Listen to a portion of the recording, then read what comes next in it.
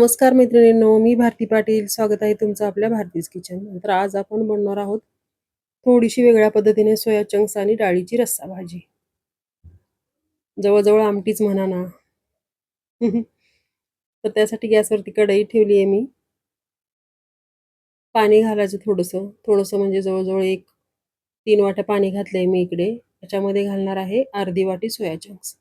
आता हे जे सोया चंक्स आहेत ते आकाराने खूप छोटे आहेत आणि आता शिजल्यानंतर बघा किती मोठे होतील.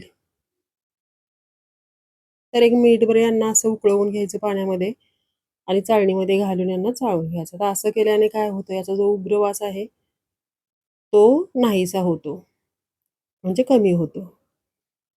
तर चाळणीमध्ये नितळण्यासाठी ठेवून इकडे मसाल्याची तयारी करायची.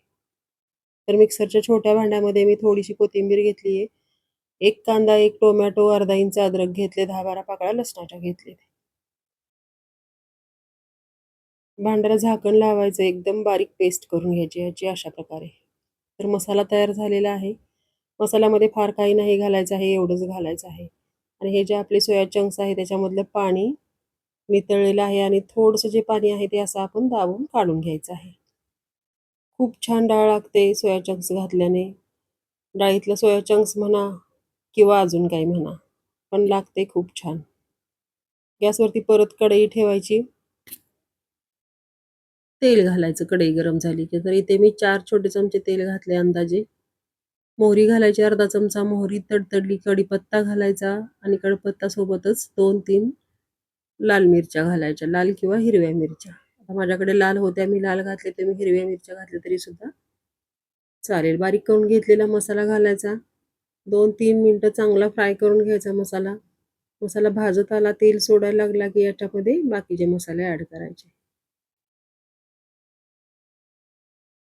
आता घालूया याच्यामध्ये गरम मसाले. तर गरम मसाल्यामध्ये मी इथे अर्धा चमचा जिरे पावडर घातली आहे, पाव चमचा गरम मसाला, 1 चमचा धने पावडर, पाव चमचा हळद. व्यवस्थित तेलामध्ये मिक्स करून घेऊ. सोबतच याच्यामध्ये घालायचे आहे लाल तिखट. तर लाल तिखटमध्ये आमचा नेहमीचा घाटी मसाला आहे.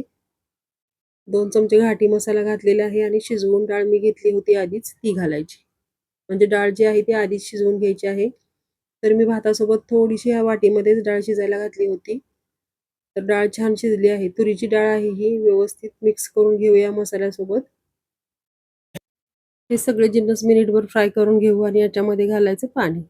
आता पाणी जे आहे ते अंदाजे घालायचं आहे डाळीनुसार. फार पातळ नाही झाला पाहिजे रस्सा. तर मिनिटभर परतून झाल्यानंतर आता याच्यात पाणी घालूया.